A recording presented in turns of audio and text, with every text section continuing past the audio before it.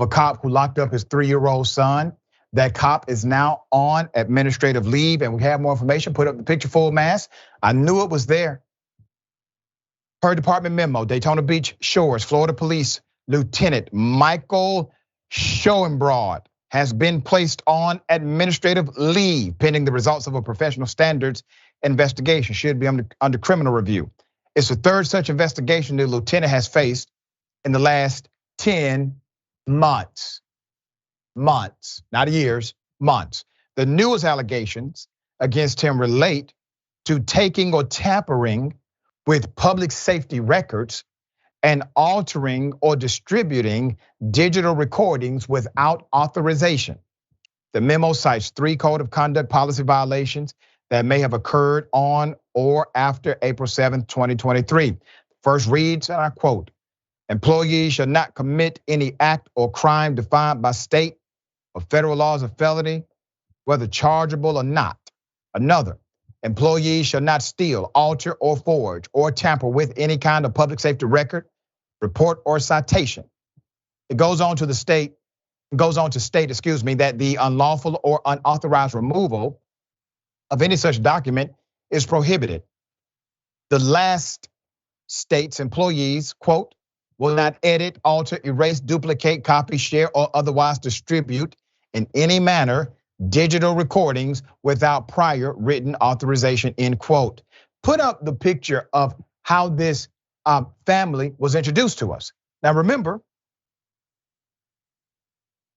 they both locked up their 3-year-old son.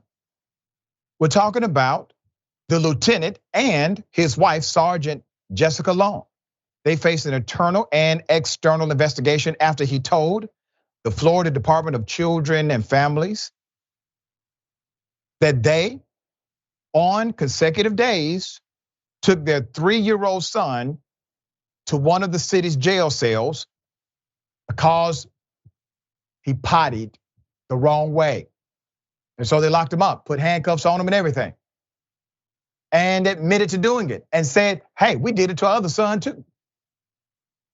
No criminal arrest. The conclusion of that investigation, as well as records of the Florida Department of Law Enforcement and Daytona Beach Shores, have been under seal after the couple petitioned the court to seal it.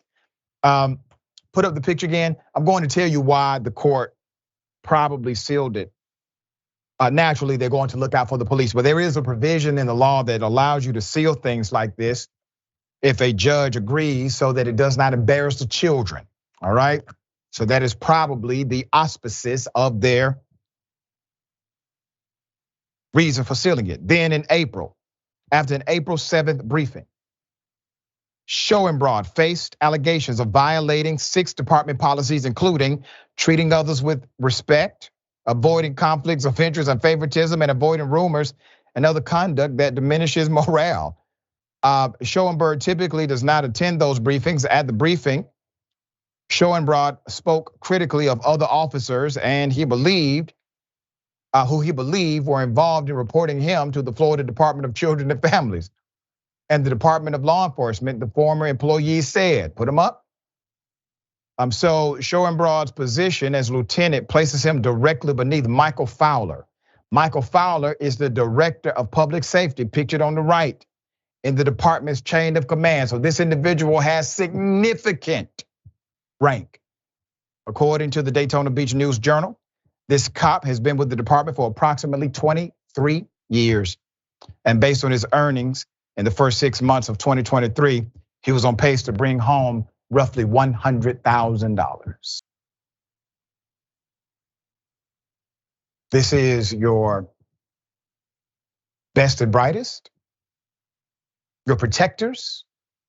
No, these individuals are petty. Many of them are cowards.